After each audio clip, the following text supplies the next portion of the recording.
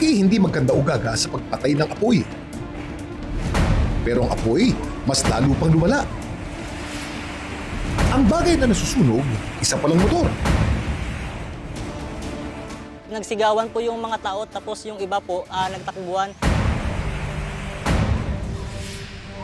Yung motor po sunog na sunog po talaga. Ligtas kaya ang nagmamaneho nito? At may paraan ba para maiwasan ito? Hindi dapat siya umabot sa gano'n. They could have saved the motorcycle pa.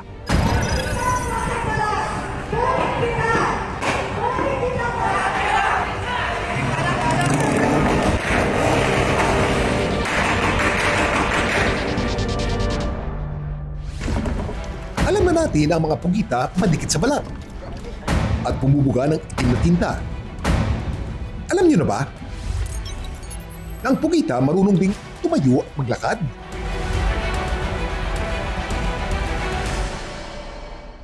Ilan ang paa ng pugita? Mga 8 sir. Hello. Meron bang pugitang 7 paa? Ikaw sigurado sir. Yan. Tama. Alam mo ba ang pugita kaya tinawag na octopus? Ibig sabihin 8 feet. From the word octo or 8. 8. 8 po ang paa. Dami mong alam, Kuya Kim.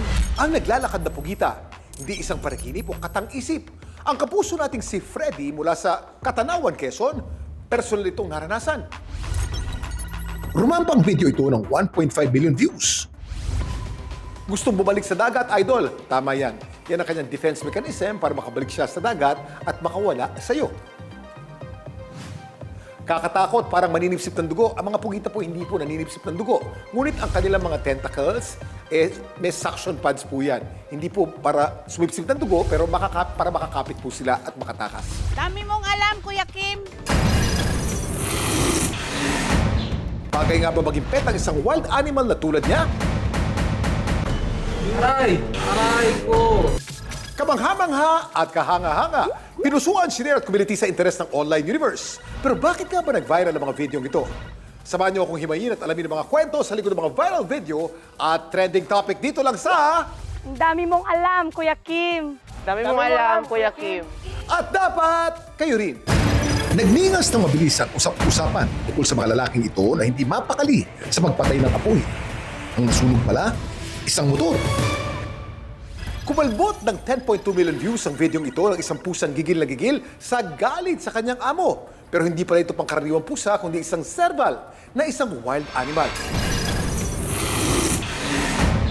Bagay nga ba maging pet ang isang wild animal na tulad niya? Aray ko! Umani ng 1.5 million views ang mga Spider-Man na stunt ng isang pugita o octopus na kumapit at gumapang paakyat sa binti ng isang lalaki. Nagpapakitang gilas nga ba siya o naghahanap lang ng way para makabalik sa dagat?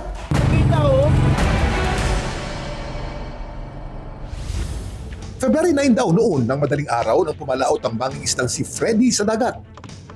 Matapos ang kalahating oras na paghintay, Ito po huli namin, no. Yan, no, salmonitis. Tsaka may shap-shap. iba't ibang mga isda ang nahuli sa lambat.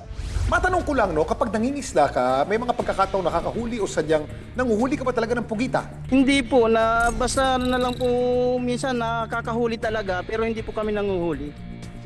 So nakakatsamba lamang na nakakahuli ka ng pugita? Medyo madami huli namin nga. Ito lang huling... Kinikilig daw noong umuwi si Freddy, bitbit ang nahuling isda. Pero habang pabalik, may humabol pa raw sa kilig niya na tila may kumikiliti raw sa binti niya. So paano mo nalaman na may pugita pala na sumama sa inyo? Dahil may kaputi ako, nung kulang po na malaing meron pala kaming huling pugita. Bago pa makakyat sa mukha niya ang pugita, nahulog daw ito sa bangka. Pero nang kunin ito ni Freddy, kumapit ito sa kamay niya. Kaya nagulat at natakot siya. Unang beses mo bang madikitan ng pugita? Anong ginawa mo? Nagpanik ka ba?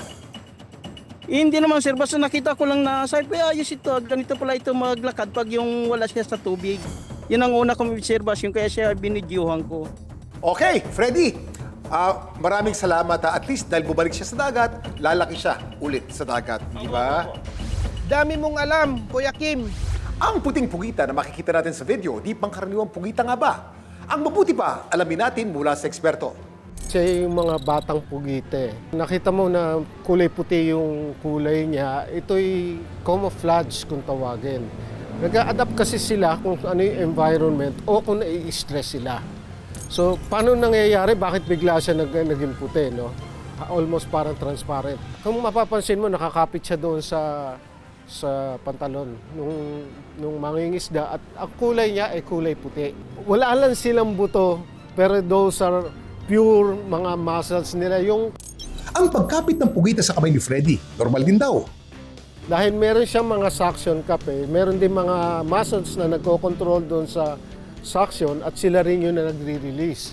So pagka nakakapit sa iyo yun at hinila mo, masakit din at maaaring makasugat. Ang pogi talaga ng mga pugita. Matikas na, marami pang kakayahan. Dami mong alam, Kuya Kim! Pamilyar ba kayo sa Serval Cat? Ang pusang ito sikat ngayon sa TikTok. Pero hindi dahil sa kakyutan nito,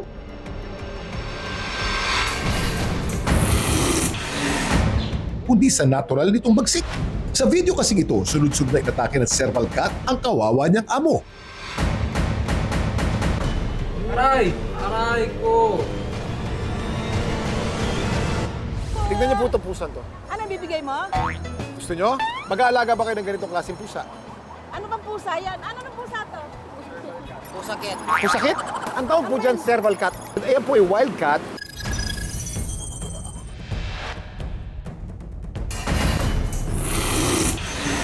Ang viral na exotic pet cat. Nahanap namin sa Dagupan, Pangasinan.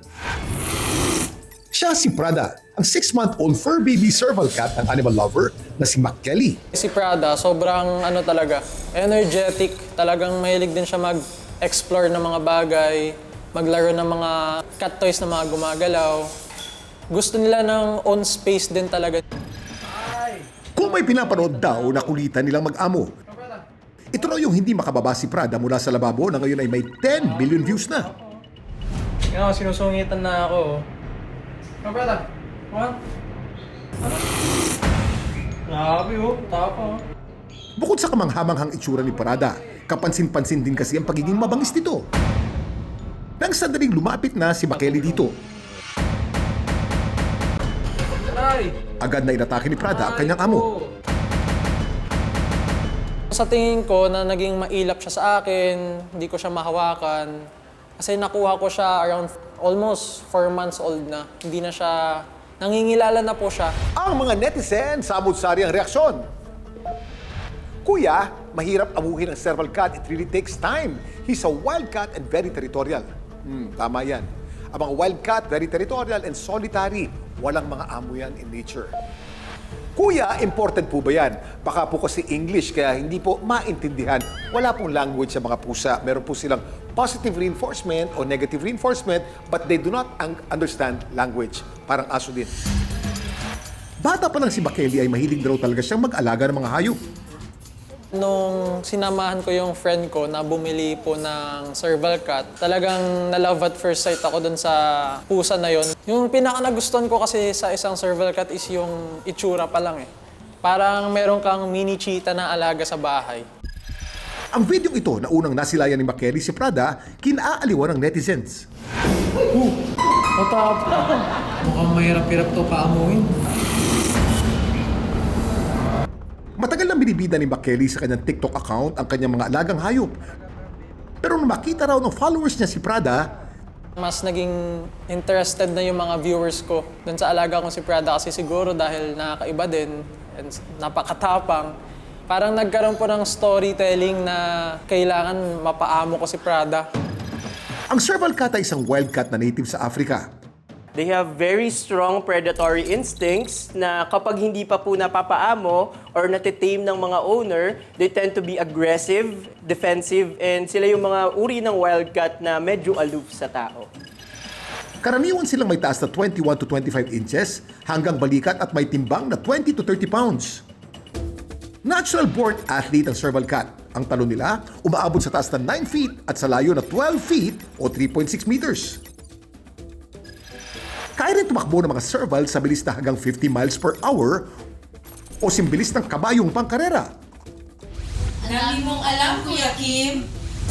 Kasama natin ngayon ang isang serval cat na si Kira at kasama natin ang kanyang owner na si Gabriel. Hi Gabriel! How long have you had Kira? For almost 8 months. How do you take care of Kira? What do you feed her? Raw meat, fresh meat, like beef, duck, chicken. Kung makikita natin si Kira po ay medyo hindi siya sanay sa tao kaya dapat talaga special ang pag-aalaga dito at napakahaba ng kanyang limbs at napakahaba ng kanyang leeg kaya ang tawag sa kanya ay giraffe cat. May iba ugali pa ang mga serval pareho nito, sila umiihi parang mga aso sa mga specific na lugar to mark their territory, lalong-lalo na ang lalaking serval cat. Dahil sa mga katangian at pagka-wild ng mga serval cat, hindi raw naging madali ang pag-ampun ni Makeli kay Prada. Naging mahirap yung proseso ng papeles. Galing po ako sa BMB, ayan, sa DENR. Doon po ako nagtanong ng mga requirements. Tapos, kailangan nyo din po ng mga farm permits, veterinary certificate, kung saan nanggaling yung pusa. Nangangailangan din ng special care ang mga tulad ni Prada. So ayan guys, dito na po siya ngayon nakastay. Mas maganda kasi sa kanya is yung tahimik na lugar, yung malaki-laki din na area. Tapos yung food po niya, fresh meats. Kung todo naman pala ang pagbibigay ng kalinga at atensyon ni Makeli kay Prada, bakit kaya mabilis at malupit pa rin ito sa kanya? Aray! Maraming possible reasons bakit wild pa din itong serval cat sa kanyang amo. Isa na dito ay hindi pa siya nakakapag-adapt or nakakapag-adjust sa kanyang new environment. May posibilidad na masyado na pong matanda bago na i-rehome ang isang wild cat, kaya nahirapan siyang mag-adjust sa kanyang new environment. Kapag tayo ay inaatake ng ganitong aggressive na cat, kailangan tayo ay kalmado lang. Iwasan po natin ang excessive movements at dahan-dahan tayong lumayo dun sa isang situation ng aggression. Huwag na huwag po natin siyang pupwersahin o mag-attempt na labanan dahil lalo lang pong magiging aggressive po ang pusa. Sa tamang panahon, magiging maamo pa rin naman daw talaga si Prada kay Makeli. Para mapaamo si Prada, hinayan ko na siya na mag-roam around dito sa area niya. Tapos mas dinadamihan ko yung food. Lagi ako nagpapakita sa kanya para makilala pa niya ako lalo. Kapag gusto niyo po mag-alaga ng serval cat, kailangan mag-research kayo na mabuti or magtanong kayo sa mga may serval cat din dito sa Philippines. Ang serval cat kamanghamang-hamang tingnan, hindi naman ito basta-basta kung alagaan. Hindi pa kasi race na sila ng mga tao. Hindi pa rin lubusang mawawala ang kanilang wild side. Kaya mag-ingat pa rin tayo. Aray! Dami mong alam, Kuya Kim. You know so much, Kuya Kim. Mga lalaki hindi magkanda-ugaga sa pagpatay ng apoy. Pero ang apoy, mas lalo pang lumala. Ang bagay na nasusunog, isa palang motor. Nagsigawan po yung mga tao tapos yung iba po nagtakbuhan. Yung motor po sunog na sunog po talaga. Ligtas kaya ang nagmamaneho nito? At may paraan ba para maiwasan ito? Hindi dapat siya umabot sa ganon. They could have saved the motorcycle pa.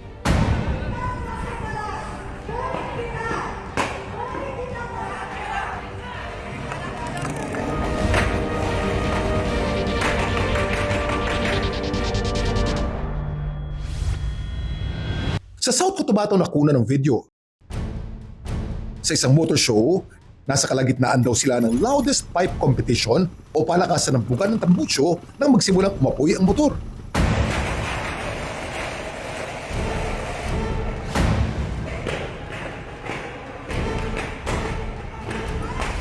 Nakilala namin ng video uploader na si James Edward. Habang nakikita ko po yung motor na sunog, parang naawa po ako dun sa mayari kasi hirap na hirap po silang patayin yung apoy. Kahit madami na silang nagtulong-tulong, malakas pa rin po yung apoy. Ang dami na po nilang ginamit para mapatay lang yung apoy.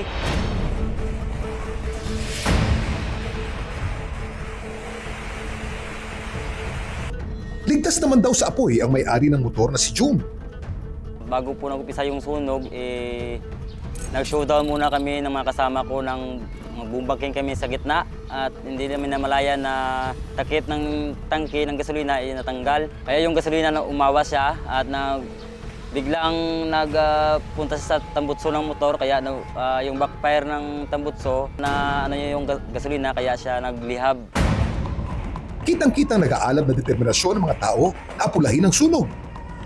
Mula sa pagbuhos ng tubig at pagsaboy ng buhangin, nagpagpag din sila ng mga tela sa pag-asa mapatay nito ang apoy. Habang si June, hindi raw alam ang mararamdaman habang nakikita ang kalagayan ng kanyang motor. Sobrang special pa sa akin yun kasi unang-una sa lahat, yun po yung pinakauna kong motor sa buong buhay ko po. Yun po ang ginagastusan ko, kaya sumali po ako ng motor show. Kaya po sobrang special pa sa akin yun. Kaya po naramdaman ko sobrang sakit talaga. Hindi ko po alam kung anong gagawin ko. Kaya po nahiyaan ko na lang pong nasunog yung motor ko. Hinintay na lang daw nilang masunog ang lahat ng mga parte ng motor hanggang sa kusa na lang mamatay ang apoy. Dahil petroleum oil ang sanhi ng apoy, hindi ito basta-basta mapapatay ng tubig at pagpapagpag. Probably the temperature there is already reaching around 250 to 300 degrees Celsius. Pag pinuhusan mo talaga ng tubig yon, it will just keep on igniting. Kasi unang-una, i-scatter ng water yung fuel, so magkakaroon ka ng mas maraming areas na may nasusunog. Pangalawa, water is composed of oxygen, so it will just immediately evaporate and it will fuel the fire more. Damo ka na balaan, Kuya Kim!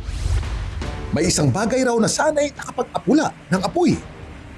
A fire extinguisher could have extinguished that fire in mere seconds. No, hindi dapat siya umabot sa ganon. They could have saved the motorcycle pa. It should have been basic for any organizer. Meron kang ganyang event, a fire extinguisher should have been a must. Tuwing buwan ng Marso ang Fire Prevention Month sa Pilipinas. Bukod sa simula na ito ng summer at dry season sa atin, tumataas din ang temperatura at humidity. Ilang dahilan para tumaas ang fire cases sa bansa, kabilang na ang mga nasusunog na sasakyan. Leave the car immediately. You pull over, kung kaya mo pang itabi mo siya agad, and then leave the car, no? Abandon your vehicle. Kasi napakabilis niyan kumalat. Mainam din daw na magkaroon ng portable fire extinguisher sa sasakyan. Ang dami mong alam, Kuya Kim! Damo ka na balaan, Kuya Kim! Wala namang may gusto na masunugan. Pero kung masangkot man sa ganitong pangyayari, tandaan na higit na importante ang ating kaligtasan kumpara sa anumang material na bagay.